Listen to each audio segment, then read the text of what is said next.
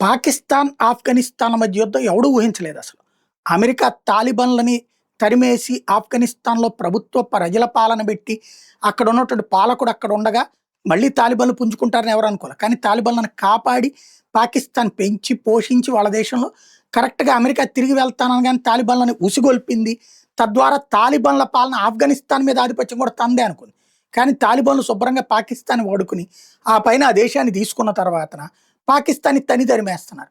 పైగా పాకిస్తాన్‌లో ఉన్నటువంటి జోరాన్ రేఖని కాదని చెప్పేసి ఖైబర్ పఖ్తూనా ప్రాంతం కూడా మాదే వదిలేసేయి అంటున్నారు. అంటే ఎదురు రివర్స్ అవుతుంది.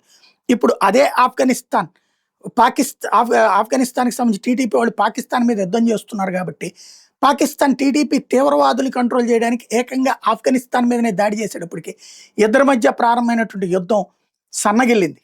కానీ యుద్ధ వాతావరణం అయితే కొనసాగుతుంది. పాకిస్తాన్‌కి తమ పంటల ఎగుమతులు ఆపేసింది ఆఫ్ఘనిస్తాన్. దాంతో పాకిస్తాన్‌లో ఒక్కసారిగా పంటలు గోధుమల దగ్గర నుంచి పండ్ల దాకా ధరలు పెరిగిపోయినాయి. దాంతో పాటు పాకిస్తాన్ నుంచి కొనే వాటిని కూడా ఆఫ్ఘనిస్తాన్ ఆపేసింది. దాని ఇంపాక్ట్ పాకిస్తాన్ రైతులు నష్టపోతున్నారు. ఎందుకంటే భారత్ ఎప్పుడో నిషేధం విధించేసింది. మనం నిషేధం విధించిన సందర్భంలో వాళ్ళ దగ్గర మిగిలిపోతున్న ఉత్పత్తులను తీసుకెళ్ళి ఆఫ్ఘనిస్తాన్‌లో అమ్ముకుంటున్నారు.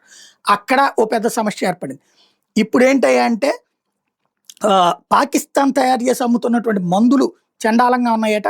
దాంతో వాళ్ళతో పాకిస్తాన్ నుంచి మందులు కొనడం మానేసేసి, భారత్, ఇరాన్, టర్కీ నుంచి కొనడం బిగించేసింది. కొత్త అలయన్స్ బిగించేసింది.